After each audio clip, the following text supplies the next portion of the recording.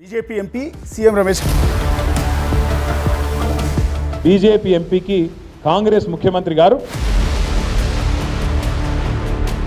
నువ్వు నీ కుటుంబము ఢిల్లీలో పోయి లిక్కర్ వ్యాపారం చేసుకో.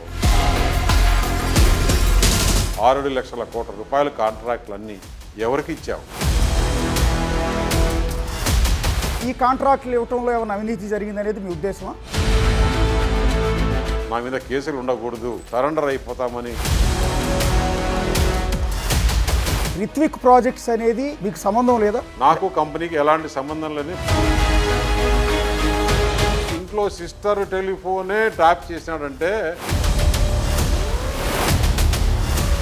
ఇప్పుడు కేటీఆర్ మిమ్మల్ని కలిసింది ఢిల్లీలో ఇంట్లో సార్, హైదరాబాద్లో ఉన్న ఇంట్లోనా? నంబర్ 7 టాలకటోరా, ఢిల్లీ. కవిత అని చెప్పింది కదా, మీరు మెడ్ చేసేదానికి ఒప్పుకున్నారు, నేను ఇష్టపడలేదు.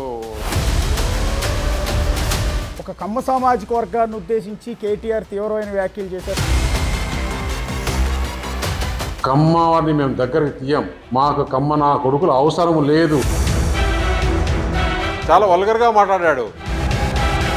మీ బిగ్ టీవీలో